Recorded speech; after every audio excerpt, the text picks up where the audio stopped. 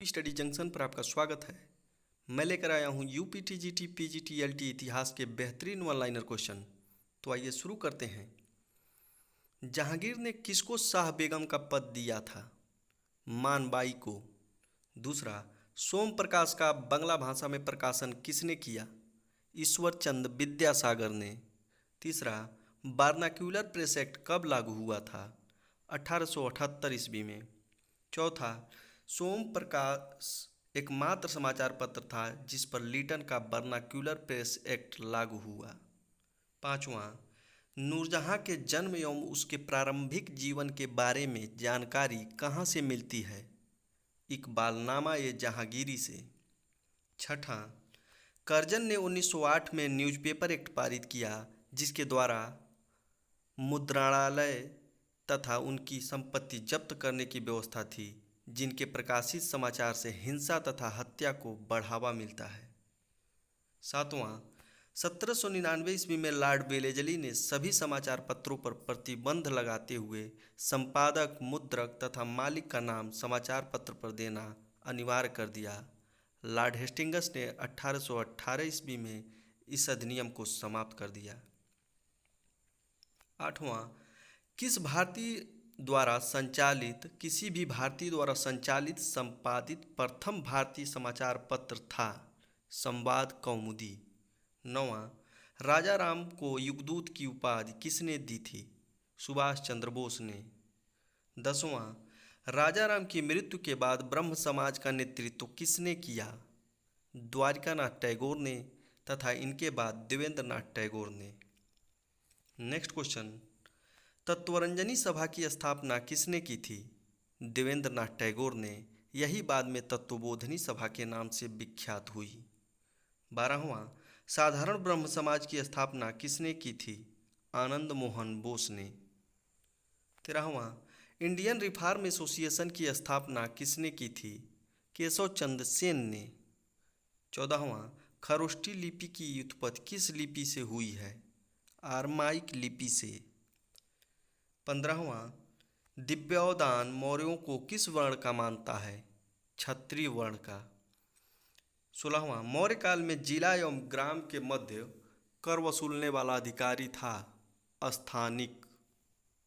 17वां, ऋषभदेव के पिता काशी के राजा अश्वसेन थे तथा माता वामा और पत्नी प्रभावती थी। 18वां, पार्श्वनाथ को किस पर्वत पर ज्ञान प्राप्त हुआ? सम्मेद पर्वत पर। 19वां, महावीर स्वामी ने अपना प्रथम उपदेश कहाँ पर दिया? विपुलाचल पहाड़ी पर, बराकर नदी के तट पर। 20वां, जैन धर्म में जमाली के बाद दूसरा विद्रोह किसने किया? तीसगुप्त ने। 21वां, दिलवाड़ा के प्रसिद्ध जैन मंदिर का निर्माण किसने करवाया था? भीमदेव प्रथम के मंत्री बिमल शाह ने। Next question, board of revenue की स्थापना किसने की थी? वारेन हेस्टिंग्स ने। 23वां, किस एक्ट के तहत वारेन हेस्टिंग्स को बंगाल का गवर्नर बनाया गया? 1773 के रेगुलेटिंग एक्ट के तहत। 24वां, बंगाल में द्वैध शासन किसने समाप्त किया? वारेन हेस्टिंग्स ने।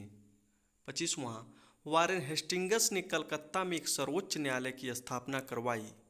कलकत्ता के बाहर के मुकदमे तभी सुने जाते थे जब दोनों पक्ष सहमत हों। 26वां, वारेन हेस्टिंग्स ने राजकीय कोषागार को कहाँ स्थानांतरित किया? मुर्शिदाबाद से कलकत्ता। 27वां, वारेन हेस्टिंग्स ने प्रत्येक जिले में एक दीवानी तथा फौजदारी न्यायालय की स्थापना की। 28वां, हैदराबाद, अवध, बंगाल, रुहेलखंड किसके समय स्वतंत्र हुए? मुहम्मद शाह के समय। 29वां, अहमद शाह अब्दाली के आक्रमण के समय मुगल बादशाह कौन था? मुहम्मद शाह। 30वां, किसके समय सैयद बंधुओं का अंत हो गया? मुहम्मद शाह के समय। 31वां, औरंगजेब के बाद सर्वाधिक समय तक सिंहासन पर बैठने वाला व्यक्ति था? शाह आलम द्वितीय। नेक्स्ट क्वेश्चन, मुगल सम्राट को मिलने वाली 26 लाख रुपए की पेंशन किसने बंद करवा दी? वारेन हेस्टिंग्स ने। 33वां, सुनहला फरमान कब जारी किया गया? 1632 ईस्वी में। 34वां अखिल भारतीय किसान सभा का गठन कब हुआ? 1934 ईस्वी में। 35वां राजस्थान के किसान आंदोलनों में सबसे अधिक समय तक चलने वाला आंदोलन था? बिजौलिया आंदोलन। 36वां ब्लू वाटर पॉलिसी किसने लागू की थी? फ्रांसिस्को डी अल्मेडा ने। 37वां ससगानी, अद्धा एवं बिख नामक सिक्के किसने चलाए? फिरोज तुगलक ने। 38वां बरनी तथा शम्स ए सिराज अफीफ किसके दरबार में रहते थे? फिरोज तुगलक के दरबार में। 39वां किस तुगलक शासक ने मुस्लिम स्त्रियों को दिल्ली के बाहर के मज़ारों पर जाने पर प्रतिबंध लगा दिया? फिरोज तुगलक ने। 40वां फिरोज तुगलक किसका अनुयायी था? फरीदुद्दीन गंज शकर का। 41वां स्वयं को खलीफा का नायब घोषित करने वाला दिल्ली सल्तनत का प्रथम सुल्तान कौन था? फिरोज तुगलक। नेक्स्ट क्वेश्चन, फिरोज तुगलक का अंतिम सैन्य अभियान किसके विरुद्ध था? थट्टा के विरुद्ध।